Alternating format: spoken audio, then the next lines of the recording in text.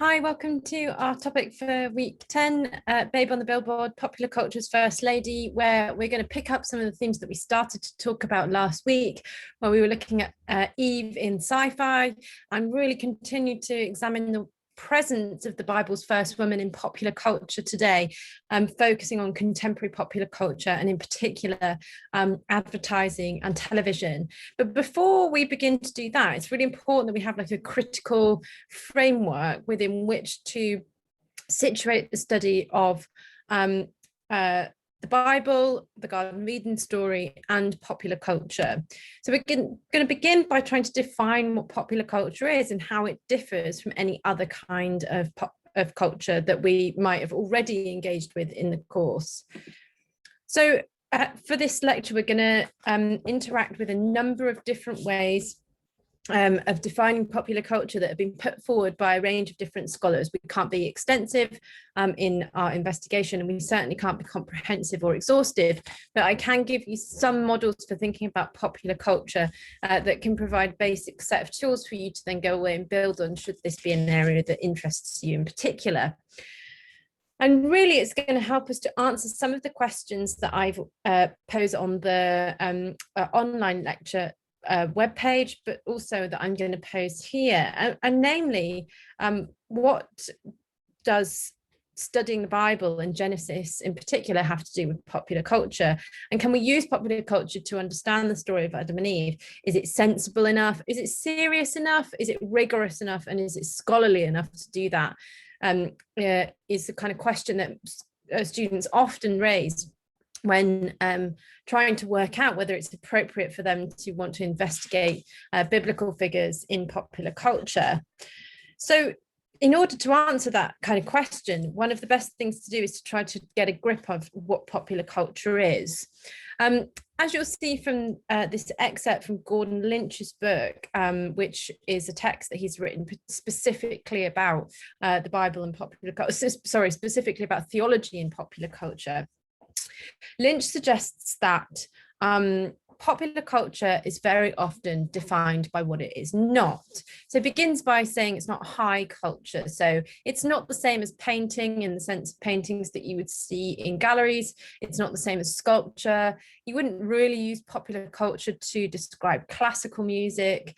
And so it's not part of the kind of world of high culture that's often really assumed to be, for good reason, and in some senses is defined as elite and at times inaccessible. And really high culture is something that could arguably require of its viewer certain kinds of specialist knowledge in order to understand it. Popular culture is not that. Popular culture is also not the same as avant-garde culture, according to Lynch. So avant-garde culture is something really that is produced by a range of different people, both elite and everyday people, but it goes some way to push against high culture of the time, and specifically the ideals that are put forward by high culture. So within the realm of visual arts, that might be the ideals of beauty and even what constitutes art itself. It might also, for example, within music, challenge some of the sort of standard ways of developing musical composition. Indeed, avant-garde can also be associated with a kind of revolutionary or at least subversive approach to kind of politics. So avant-garde culture is something that really pushes back against dominant political, social, or cultural norms. So popular culture isn't that, according to Gordon Lynch, and it's also not folk culture. And in a basic sense, we could say that folk culture is something that's created by everyday people that doesn't necessarily require higher education. But folk culture could be something that's quite localized and could also be something that doesn't necessarily have high impact globally or nationally, or indeed even in smaller geographical locations. And so for Lynch, folk culture is also different than popular culture. So Gordon Lynch says instead that popular culture can be defined as the shared environments, practices, and resources of every day. So that means it's communal, which is interesting. It's not necessarily something that focuses on the production by individual geniuses, but is in fact created out of shared environments and practices. It's also kind of part of the resources of everyday life. So that might mean the material by which it's created, for example, also does not necessitate any kind of access to great wealth and so on. It's not therefore set apart. Popular culture isn't set apart or special or outside of the everyday. It references a shared set of activities and meanings which have gained prominence for some populations.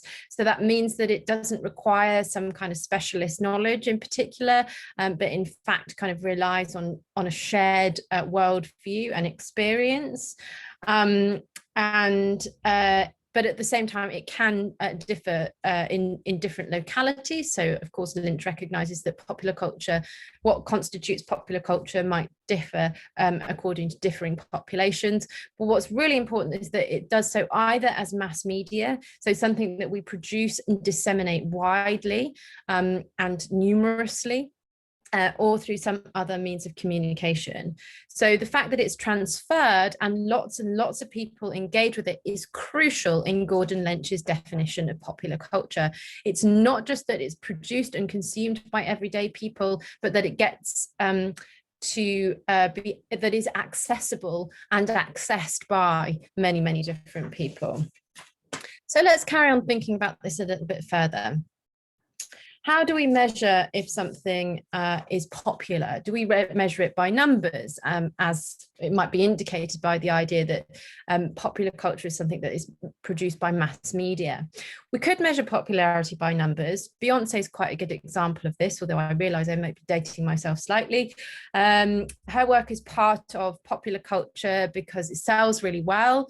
She's sold millions of records. She's received multiple awards. She's performed at numerous different famous events and ceremonies.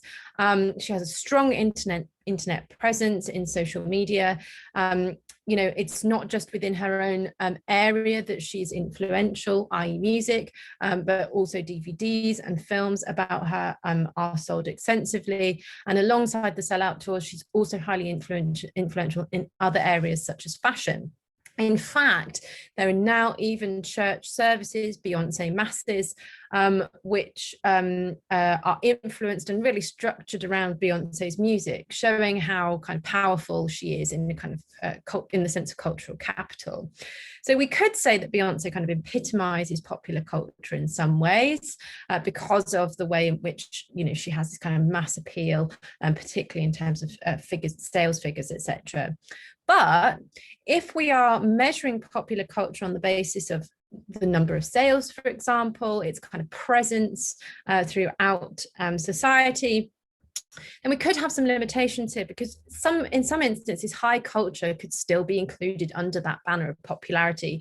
It's not in the same kinds of numbers, but certainly CDs by famous composers such as Beethoven still sell in reasonably high numbers. And if it's not CDs, at least streaming, as we move into different music platforms, certainly continues to kind of have high numbers of people being interested in that work.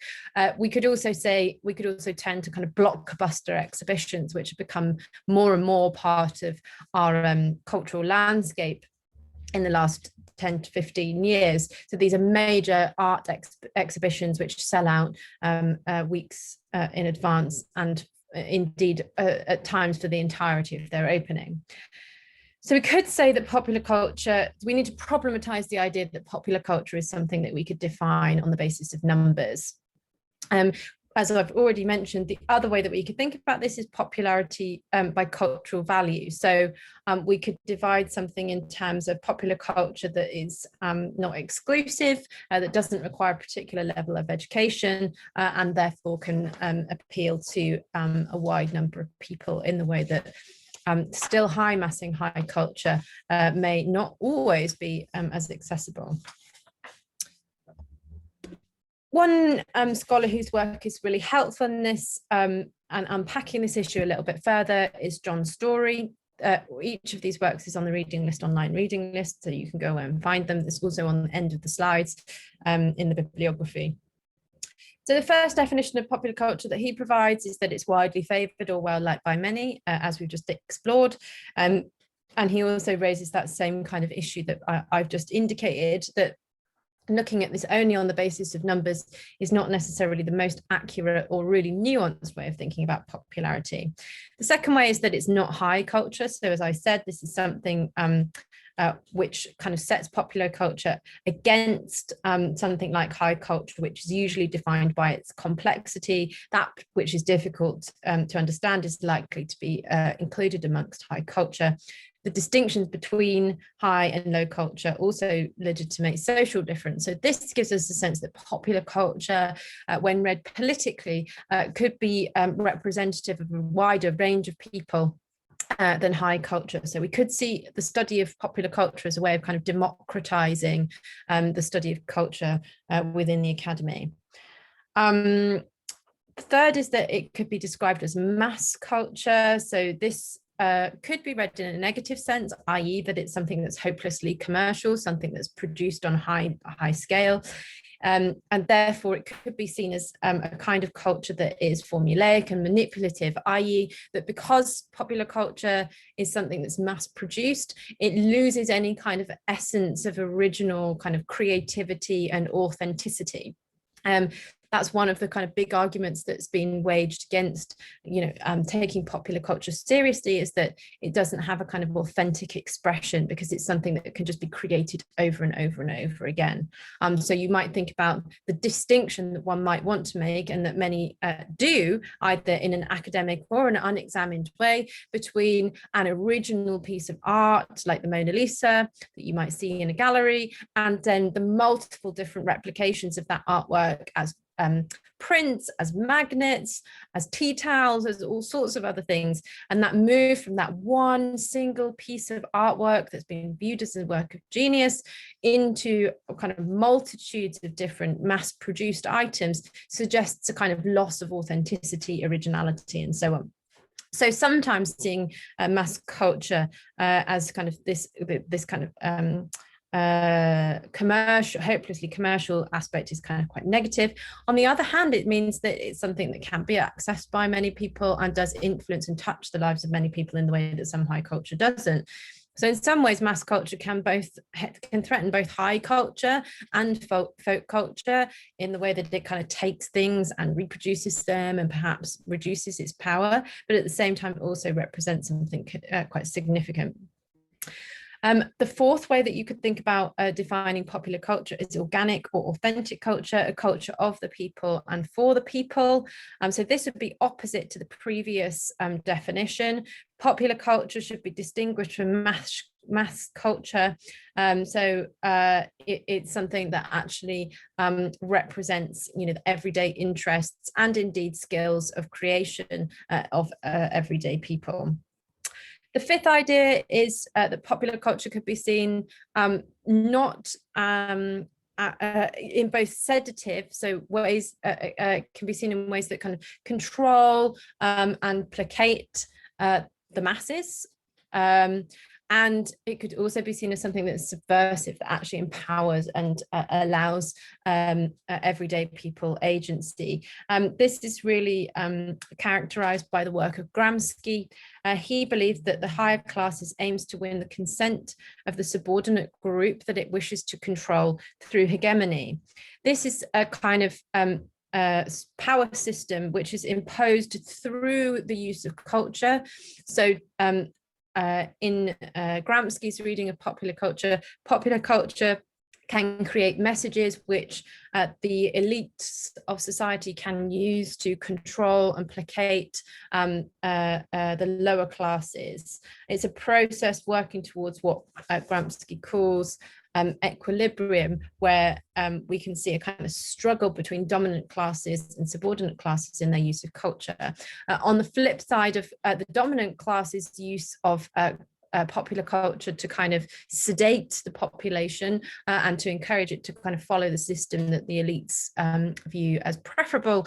You have subversive culture of subgroups such as punk, which is a primary example of a subversive element of popular culture, in which everyday people use various forms of popular culture, including music, fashion, magazines and zines, to challenge the kind of dominant systems of popular culture.